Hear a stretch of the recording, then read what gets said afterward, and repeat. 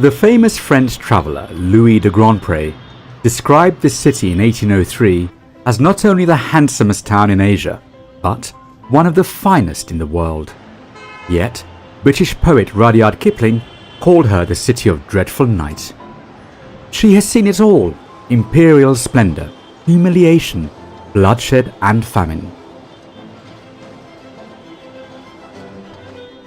With a colourful history from being the world's most powerful city outside London to Mother Teresa's haven for the poor and destitute, she and her people are scarred, but stand proud, having weathered many storms.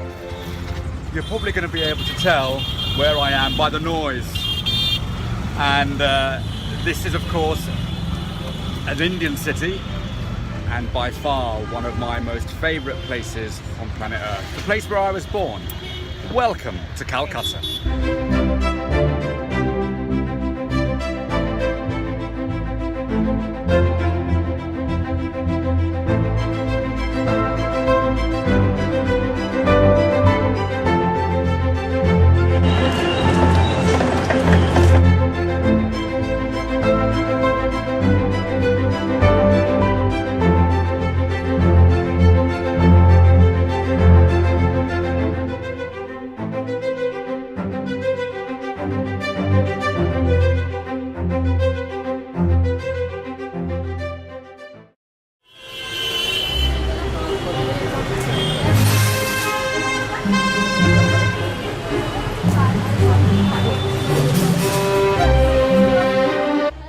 The people of Calcutta and the wider state of West Bengal are known as Bengalis and speak the local language, which, funnily enough, is Bengali. However, with the city's imperial roots, English is widely spoken, much like the rest of India. But one man's life, music and literary work are part of Calcutta's fabric and dominate Bengali culture. Bengalis are very possessive and proud of him, even though he belongs to a completely different era.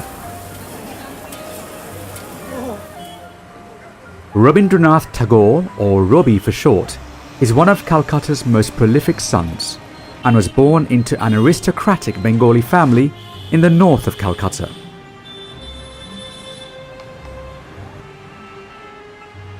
The year was 1861, the height of British rule, and by the time he died at the age of 80, this now famous white-bearded man had captured the hearts of millions of Calcuttans and was a regular on the world stage.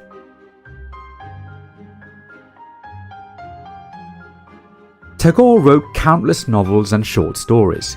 He also composed songs and poems reflecting the stunning landscapes of Bengal and his passion for Calcutta. He wrote several Bengali operas. This had never been done before. Towards the end of his life, he even became an artist. His long life was at times complicated, with an abundance of tragedy and romance, all of which were played out in Tagore's work. Tagore's genre of music is instantly recognizable and unique to Bengal. These evergreen songs are enjoyed by Bengalis across the world. There are many famous singers from Calcutta who have achieved immense fame as specialists in Tagore's style of music. Calcuttans never tire of tuning into radio programs that broadcast Tagore's classics. His music varies from sad, pious tunes to the more jovial, colourful melodies, although I'm not a music expert.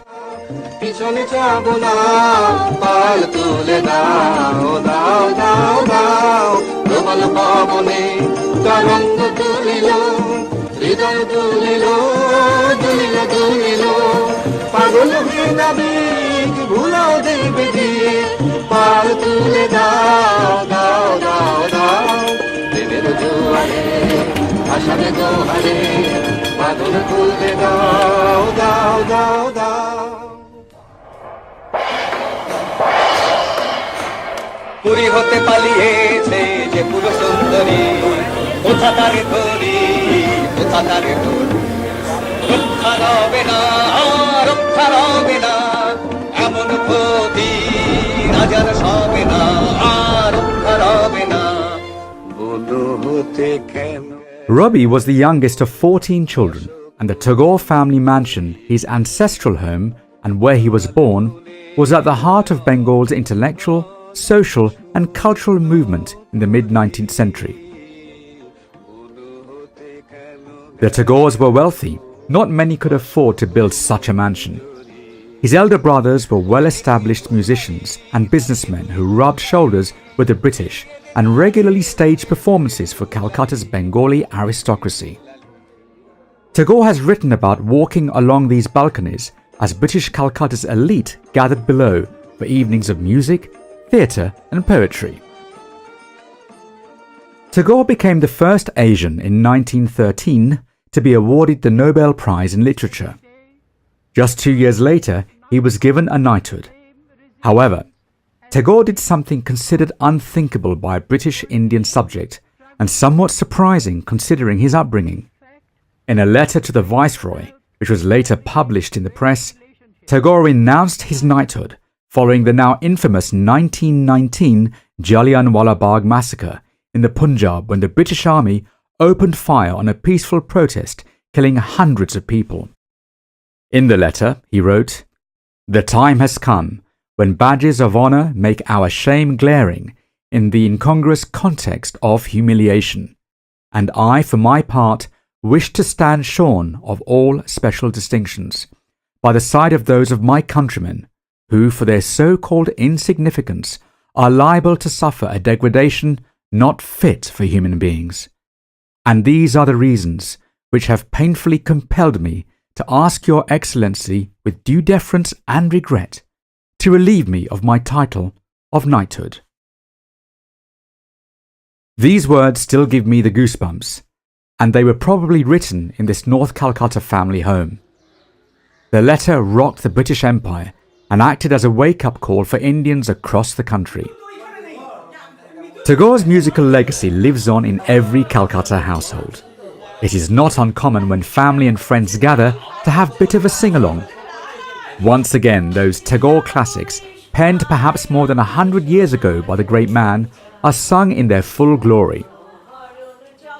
Though not affiliated to any political party, leaders of the time did seek his opinion.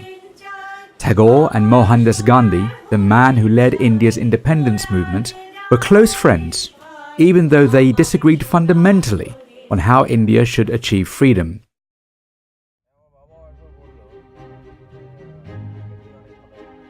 The gates of the city honour this man.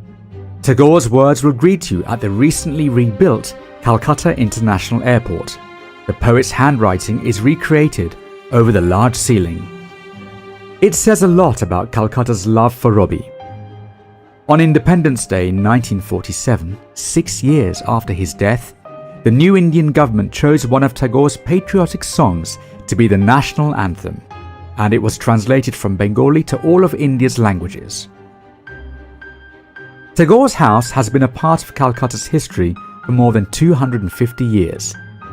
If these walls could talk, they would tell the story of this beautiful mansion in the handsomest town. The parties, the laughter, the tears, the struggles of a city and her people, all of which left an indelible mark on Tagore.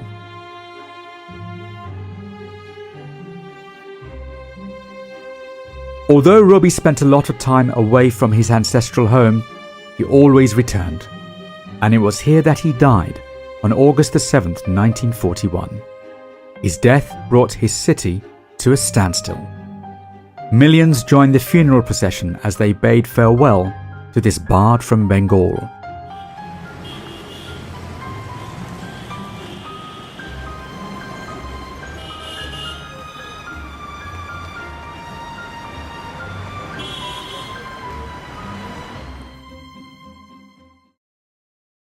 Next time on The Handsomest Town, we get a glimpse of one of the world's most colourful religious annual festivals, as Calcutta's 10-armed goddess, mounted on a lion, visits the city. Watch how the spirit of the goddess engulfs the city as the rest of India looks on. Look out for episode 3 on the RDG Productions YouTube channel. Stay tuned, subscribe and thank you for watching The Handsomest Town. People who haven't been here and haven't seen Durga Puja, it's unbelievable. that this is Calcutta, this is home, this is me. So it's like more easy, and it's Calcutta. So